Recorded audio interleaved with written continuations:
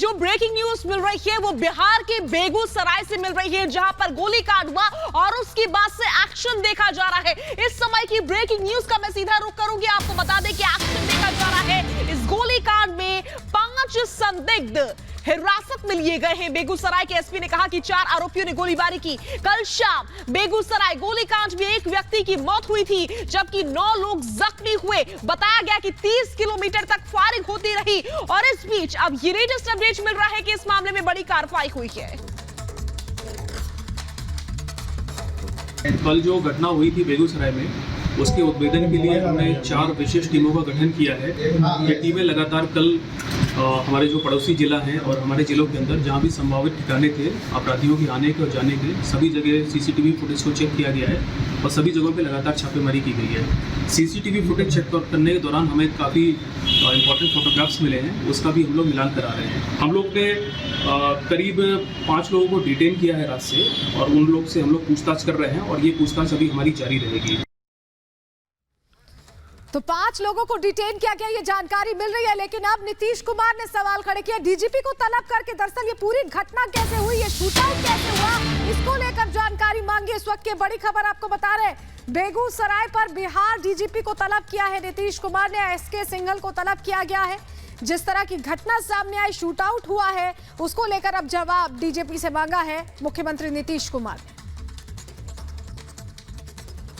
तो लगातार ये बड़ी जानकारी आपको दे रहे हैं। जिस तरह की शूटआउट की घटना हुई, उसमें 5 संदिग्धों को हिरासत में लिया गया है। लेकिन अब सवाल भी पूछे जा रहे हैं कि आखिर ये घटना कैसे सामने आई। दिन पर दिन बिहार में इस तरह की आपराधिक घटनाएं बढ़ती जा रही हैं और जिस तरह का दबाव विपक्ष सरकार पर बना रहा था, उसको लेकर ये कहा गया है अब डीजीपी को तलब किया गया है।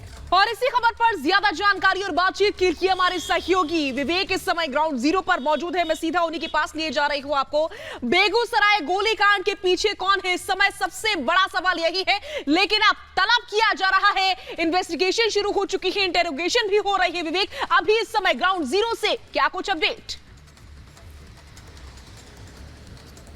शाजिया, देखिए जिस तरह से डीजीपी को तलब किया गया है, इसके पीछे मकसद साफ है और संदेश साफ है। नीतीश कुमार ये चाहते हैं कि जो हवा खराब हुई है, जो फिजा खराब हुई है सरकार की, उसमें कुछ सुधार आए। लेकिन सवाल इस बात को लेकर है कि डीजीपी को तलब कर देने से घटनाएं नहीं रुकेंगी, ये घटनाएं रुकेंगी कठोर एक्शन से। और कठोर एक्शन तब होगा जब इस तरह की घटनाओं पर कड़ी तौर पर पाबंदी लगाई जाएगी। हम ग्राउंड जीरो पर मौजूद हैं, यही वो NH31 है जहां पर इस तरह की ये जो है पूरी वारदात कल सामने आई थी। शाम 5:30 बजे ये पूरी घटनाक्रम हुई थी। यहीं पर एक व्यक्ति जो है घायल पड़ा हुआ था कल, इसको गोली लगी थी। इसके कुछ आगे जाके तकरीबन 2 किलोमीटर आगे जाके वहां पर भी 3-4 राउंड फायरिंग हुई थी। तो लगातार इस तरह की जो पूरी घटनाक्रम स्थिति सामने आई, उसके बाद अब जो है सरकार एक्शन में दिखाई देने का जो है दावा कर रही है। सरकार ये कह रही है कि कोई बख्शा नहीं जाएगा। पुलिस ये कह रही है कि जिनकी लापरवाही थी उनको सस्पेंड किया गया है, 5 को हिरासत में लिया गया, पूछताछ लगातार की जा रही है। 3 टीमें बनाई गई हैं, सीसीटीवी फुटेज खंगाले जा रहे हैं। जो बाइक पर सवार होकर 4 लोग आए थे, उनके कपड़ों से उनकी पहचान करने की कोशिश की जा रही है। लेकिन सबसे बड़ा सवाल यही है कि दिन दहाड़े इस वारदात को अंजाम दिया जाता है। पान के ठेला, फल का ठेला, जो आसपास दुकान लगाने वाले लोग हैं, जो काम से लौट रहे हैं, उन लोगों पर फायर किया जाता है। तो उसके बाद समझा जा सकता है कि लॉ एंड ऑर्डर क्या है। माफ कीजिएगा विवेक, आपको बीच में रोक रही हूं, आप नजर बनाए रखिए, मैं आपसे आगे भी अपडेट्स लेते रहेंगे। इस बीच हम अपने दर्शकों को बताना चाहेंगे कि बेगूसराय में जबरदस्त तरीके से गोलीकांड हुआ है। बताया गया कि 30 किलोमीटर तक की गोलियां चलती रही, धाएं धाएं गोलियां चली, जिसमें एक शख्स की मौत हो गई, कई जख्मी हुए। सुशासन बाबू के ऊपर एक बार फिर से सवाल खड़े हो रहे हैं। रिपोर्ट देखिए जरा।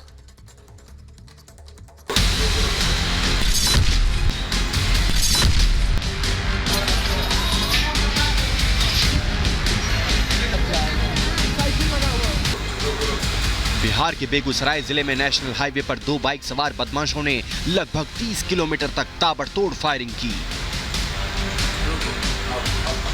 दोनों बदमाशों ने NH28 और NH31 पर आधे दर्जन जगहों पर ताबड़तोड़ फायरिंग की। इस गोलीबारी में एक युवक की मौत हो गई और लगभग 11 लोग गंभीर रूप से घायल बताए जा रहे हैं। बेगूसराय पुलिस हाईवे पर लगे सीसीटीवी फुटेज खंगाल रही है। 3 टीमें बना के फुटेज का हम लोग एनालिसिस करवा रहे हैं और मैं भी उसी क्रम में फील्ड में निकला हुआ हूं।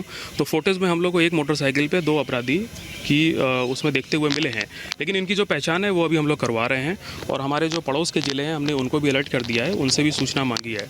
तो हमारे जितने भी रास्ते पे सीसीटीवी फुटेज है हम लोग सबको चेक करा रहे हैं और मैंने 3 स्पेशल टीमें बना दी हैं इनकी रेड्स करने के लिए और हम लोग सभी जगहों पे इनकी रेड्स करा रहे हैं।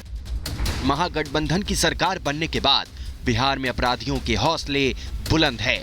बिहार के इतिहास में ये अपने प्रकार की पहली घटना है। अपराधियों का मनोबल बढ़ गया है।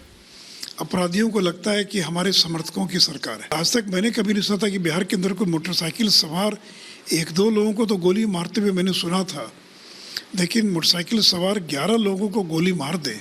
नीतीश जी, आपने तो 2 दिन पहले ही लॉ एंड ऑर्डर पर रिव्यू मीटिंग की थी, उसके 2 दिन के बाद ये क्या हो गया? सभी बिहार वासी भयभीत हैं, चिंतित हैं। सरकार को अविलंब ऐसे अपराधियों पर कार्रवाई करनी चाहिए। जनता में और खास करके महिलाओं में पूरी तरह से दहशत व्याप्त है। आम लोग त्राहिमाम कर रहे हैं। नीतीश जी, क्या यही सत्ता के मोह में बिहार की जनता को आपने जंगल राज में धकेल दिया? क्या यही सुशासन है? गिरिराज सिंह ने कहा कि अपराधी बेखौफ होकर 4 थाना इलाकों में 30 किलोमीटर तक फायरिंग करते रहे, लेकिन पुलिस कुछ नहीं कर पाई। बिहार में सरकार नाम की कोई चीज नहीं रह गई है। अपराधियों के बीच कानून का भय ही खत्म हो गया है। मुख्यमंत्री कहते हैं ये जनता राज है, जंगल राज नहीं। तो उनके फार्मूला में ये नया जनता राज की परिभाषा हो गया कि अपराधियों को छुड़ा ले। जब अपराधी बेखौफ हो जाते हैं तो बेगूसराय जैसी घटना घटती है, 30 किलोमीटर तक अपराधी 4 थानों से गुजरता हुआ जाता है और बेरोक ठोक बेभय को गोलियां चलाता है। पुलिस को अब तक समझ नहीं आ रहा है कि वारदात को किसने और क्यों अंजाम दिया है। लोगों में दहशत है। अमेरिका में इस तरह की घटनाएं होती रहती हैं, मगर बिहार में ऐसी पहली घटना है जब 2 अपराधी बाइक चलाते हुए करीब 30 किलोमीटर का सफर तय करते हैं और इस दौरान रास्ते में आने वाले लोगों को गोलियां मारते जाते हैं। Bureau report, Republic Bharat. और हमारे सहयोगी विवेक हमारे साथ लगातार ग्राउंड जीरो से जुड़े हुए हैं। विवेक, सवाल इसलिए उठ रहे हैं क्योंकि ऐसी पहली घटना भारत में सामने आई है जहां ऐसे खुलेआम शूट आउट किया गया और इतनी लंबी दूरी तक बदमाश शूट आउट करते रहे, उन्हें किसी का डर नहीं था। अब नीतीश जब कहते हैं कि जनता राज है, ये कैसा जनता राज है जिसमें जनता की फिक्र ही नहीं दिख रही? सलोनी, सवाल इसी बात को लेकर है कि जनता का अगर राज है तो जनता की सुरक्षा भी होनी चाहिए। राज के साथ सुरक्षा होनी चाहिए, तो उसकी जिम्मेदारी कौन लेगा? अब जो इस तरह का जो मामला सामने आया है, अमूमन इस तरह की घटनाएं हमने विदेशों में देखी है कि अंधाधुंध भीड़ पर फायरिंग होती है, लेकिन ये बिहार में नहीं, पूरे देश भर में अनोखी घटना है और शायद कभी इतिहास में इस तरह की कोई वारदात सामने आई हो जब 30 किलोमीटर तक एक लंबे दायरे में ताबड़तोड़ गोलियां बरसाई गई हो और निर्दोष लोगों पर, जो पान का ठेला लगा रहा है, फल का ठेला लगा रहा है, जो काम से लौट रहा है, उसको गोली मारी गई हो। इसलिए सवाल उठता है, ये जनता का राज है, जनता का राज होना भी चाहिए, लोकतंत्र इसलिए कहा जाता है, लेकिन अगर ये जंगल राज है तो फिर सवाल उठेंगे। सवाल इसलिए उठेंगे क्योंकि जिस तरह से बिहार में लगातार घटनाएं सामने आ रही हैं, पुलिस पर ही हमले हो रहे हैं, पुलिस पर भी इस तरह की स्थितियां सामने आ रही है, चौकी में घुस के गुंडागर्दी की जा रही है, ये आरोप लगाए जा रहे हैं बीजेपी की तरफ से और बीजेपी लगातार इस पूरे मामले पर अब हमलावर है। बीजेपी का साफ कहना है कि जब तक न्याय नहीं मिलेगा तब तक वो शांत नहीं बैठेंगे और इस तरह से ये जो लगातार आप बता रहे हैं किस तरह से विपक्ष हमला कर रहा है, सवाल पूछ रहा है और सवाल जरूरी भी है क्योंकि यहाँ पर जंगल राज जैसी स्थिति बनती दिखाई दे रही। बहुत शुक्रिया विवेक जुड़ने के लिए और जानकारियां देने के लिए।